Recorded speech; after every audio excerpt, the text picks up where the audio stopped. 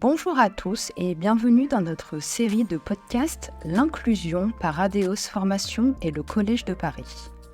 Nous sommes ravis de vous accueillir en direct du sommet de l'inclusion économique au sein du ministère de l'économie et des finances à Bercy. Dans ce podcast exclusif, la diversité et l'inclusion seront mises en lumière. Découvrez dès à présent un nouvel épisode en compagnie de notre invité et partageons ensemble des perspectives encore plus riches. Bonjour à toutes et à tous et bienvenue à bord de HRDRadio.tv depuis le ministère des Finances à Bercy pour le sommet de l'inclusion. Vous êtes 12 000 DRH et dirigeants d'entreprise à être abonnés à nos podcasts. On vous remercie d'être toujours plus nombreux et nous écouter chaque semaine. Vous pouvez bien entendu réagir sur les réseaux sociaux et notre compte X, ex-Twitter, HRDRadio.tv. À mes côtés pour animer cette émission, Sophia El Gourmat, coordinatrice pédagogique Adeos Formation Collège de Paris, et Bouchra Aliwat, directrice de l'engagement citoyen KPMG et fonds de dotation KPMG, secrétaire générale. Bonjour. J'ai le plaisir de vous recevoir aujourd'hui. Nous sommes à Bercy. Bouchra, est-ce que vous pouvez vous présenter en quelques mots, nous expliquer votre parcours? Qui êtes-vous? D'où venez-vous? Et comment êtes-vous arrivé jusqu'à l'engagement citoyen chez KPMG? Bonjour à toutes et à tous. Écoutez, moi, mon parcours, il est assez classique, je dirais, au démarrage. J'ai fait une école de commerce. J'ai démarré ma carrière dans la communication et la publicité, plus particulièrement en agence. Et assez rapidement, finalement, je me suis rendu compte que c'était une voie et une trajectoire qui ne me correspondait pas et qui ne correspondait pas forcément à mes envies et à mon engagement. Et donc, en 2003, j'ai créé une association qui s'appelle Enactus, qui était une ONG américaine qui s'implantait en France et qui travaillait sur l'entrepreneuriat social. Donc en 2003, vous imaginez, c'était quelque chose d'assez... Les prémices, le tout voilà, début. Exactement. Et donc, cette association avait la singularité d'être incubée par KPMG, par le cabinet KPMG. Et le président de cette association, c'était le président de KPMG. Donc j'ai dirigé cette association pendant à peu près 8 ans et ensuite je voulais faire autre chose et le président de l'époque m'a dit attends, on veut créer une fondation, est-ce que ça t'intéresserait pas? Donc en 2007 je crée la fondation KPMG, une fondation opératrice, j'en parlerai plus tard, et distributrice aussi, mais qui était beaucoup axée sur l'innovation sociale aussi, et comment aussi allier la performance de l'entreprise et l'engagement pour la société. Voilà.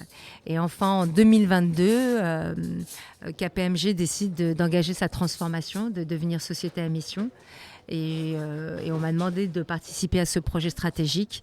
Et à ce titre-là, on a décidé de créer une direction de l'engagement citoyen que je vais diriger.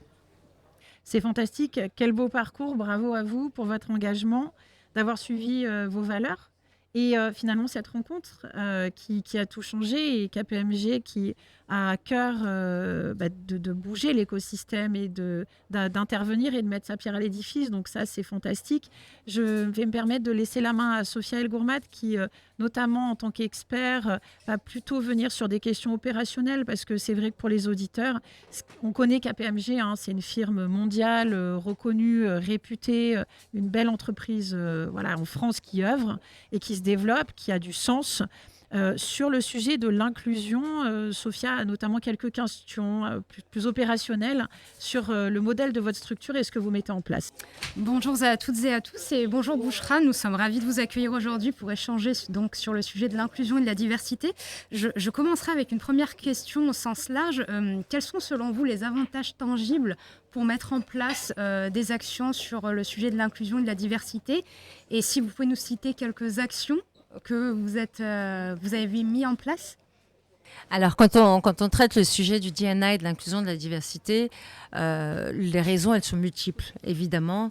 De toute façon, après, c'est ma conviction, effectivement, et bien sûr, c'est la conviction aussi que porte le cabinet, que c'est essentiel, finalement, de ne pas rester dans l'entre-soi aussi, et de pouvoir s'ouvrir à des profils différents. C'est une richesse, c'est une source d'innovation. C'est aussi, ça permet de confronter notre regard, de ne pas rester dans l'entre-soi et vraiment de pouvoir s'ouvrir. Donc l'ouverture pour un cabinet comme le nôtre, c'est quand même assez essentiel. Ensuite, on recrute beaucoup de jeunes, évidemment. Donc c'est un enjeu évidemment de recrutement, de pouvoir aller dénicher les talents où qu'ils soient. Et ça, c'est important. Quels que soient les talents, quelle que soit l'excellence, on va les chercher dans les grandes écoles, les universités, quel que soit le profil. Donc la raison, effectivement, c'est source d'innovation, important et un enjeu quand même assez important également de recrutement, mais également c'est une volonté parce qu'on y croit. Et puis là, je vous le dirai, l'entreprise qui ne prend pas le virage, à mon avis, de la diversité et de l'inclusion, elle va perdre la partie parce que c'est l'avenir aussi de demain et je pense que c'est une nécessité. Donc, si je l'ai bien compris, chez KPMG, des actions sont en place, donc soit sont passées, soit sont à venir. Pourriez-vous nous citer des réussites spécifiques sur ces sujets-là, notamment dans le recrutement de ces jeunes ou Alors, le prisme du D&I, en tout cas, nous, on l'a traité de deux manières. Quand vous traitez cette question de diversité et inclusion, vous avez deux façons de faire. Soit vous le traitez en interne, donc politique RH, D&I. La mission handicap, typiquement, elle a été créée en 2008 chez KPMG. Ensuite, on a également fait tout un travail, notamment on a mis en place le baromètre diversité inclusion pour mesurer, parce que c'est très bien de faire une politique diversité inclusion, mais il faut savoir d'où on part, de quel point zéro, quel est le point zéro finalement. Et donc nous, on a fait ce baromètre diversité inclusion pour connaître un petit peu quelle était la population et comment le paysage, je dirais, des collaborateurs de KPMG. Donc ça, c'est une première chose en interne, mais également en externe, effectivement. Et là, c'est via l'engagement citoyen que je porte, qu'on fait depuis 2007. Et là, on va travailler sur, avec des lycées professionnels, par exemple, dans les quartiers politiques de la ville. On a soutenu, par exemple, l'association Mosaïque RH, ça fait très longtemps. Nos quartiers ont du talent, article 1. Et ce qui est intéressant à travers ces programmes externes, c'est qu'ils intègrent l'entreprise et que ça nous permet aussi d'aller vers la rencontre. Parce que moi, je suis convaincue d'une chose, la question d'inclusion et de diversité, ne doit pas reposer uniquement sur des formations. C'est la rencontre qui fait qu'on va à un moment pouvoir vraiment avoir un impact sur ces questions-là D&I. Alors, je vous rejoins complètement. La rencontre est dans un premier temps très important, mais au quotidien, après, pour accompagner, pour développer ces steps après, comment vous accompagnez vos équipes, que ce soit en interne ou même en externe, sur de la formation, de l'accompagnement, de la sensibilisation? Oui, on a tous ces éléments-là ont été mis en place. Alors, pour l'interne, il y a des formations. On travaille beaucoup sur les biais, évidemment. Quand on parle de formation sur ces questions de D&I, effectivement, il y a les biais à lever. Donc, on a commencé notamment par les fonctions RH. C'est elles qui vont, puisque ce sont les recruteurs, bien entendu, donc c'est elles qui vont être formées pour ces questions de diversité et d'inclusion. Donc ça passe par la formation, ça passe aussi, parce que la diversité et l'inclusion, c'est très vaste. Vous parlez du handicap, on parle de diversité sociale, on parle de diversité de genre, de parité homme-femme. Il y en a quand même un certain nombre. Après, j'ai envie de vous dire, nous, la chance qu'on a, c'est qu'on a une femme présidente d'un Big Four. C'était la seule, la première femme d'un Big Four français. Et donc, Marie Guillemot, en l'occurrence, Marie Guillemot a beaucoup œuvré aussi pour porter ces sujets, effectivement, de diversité et d'inclusion, notamment de parité homme-femme, et pour essayer, notamment dans le partnership de KPMG, d'avoir plus de femmes pour accéder. Donc il y a des programmes par exemple de mentorat, évidemment, entre femmes, il y a des programmes émergence. C'est un programme interne qu'on mène depuis très longtemps sur cette question-là. Enfin, ouais. C'est génial, mais du coup, ce qui est fantastique et ce qu'on comprend au sein de KPMG, c'est que ce n'est pas une action, c'est des multiples actions qui vont permettre d'éveiller les consciences. Et en fait, vous utilisez plusieurs modèles, des rôles modèles aussi forcément, et votre présidente en est un, sur lequel en fait vous allez changer les choses et vous êtes précurseur pour changer le monde. Quand vous dites 2018, 2018, c'était le début. Enfin, finalement, 2008,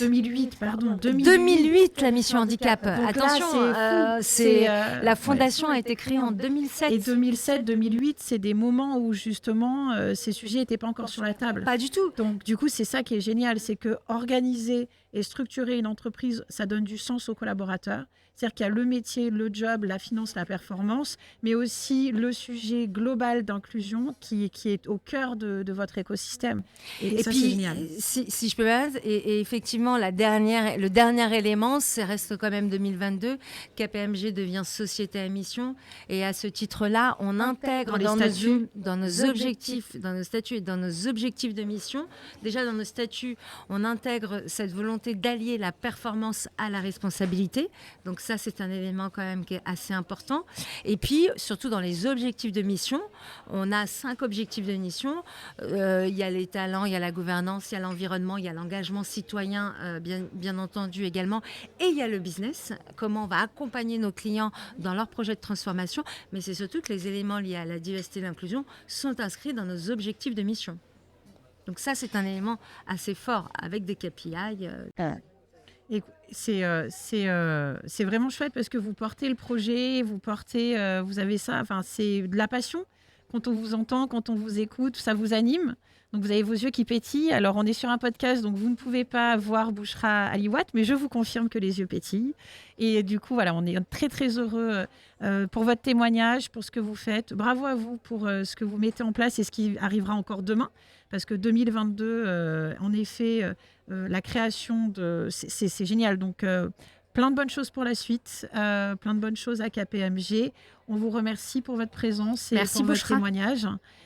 Et à très vite. À bientôt. Merci d'avoir écouté notre podcast en direct du Sommet de l'inclusion économique. Nous espérons que cet épisode vous a plu. Ne manquez pas les prochains épisodes qui promettent d'être remplis d'inspiration, d'innovation et de stratégie pour favoriser l'inclusion dans tous les aspects de votre vie. N'oubliez pas de nous suivre sur les réseaux sociaux, de partager et de laisser vos commentaires pour que cette conversation résonne encore plus fort.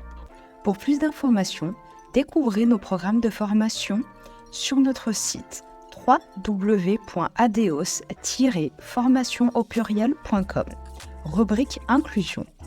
À très bientôt!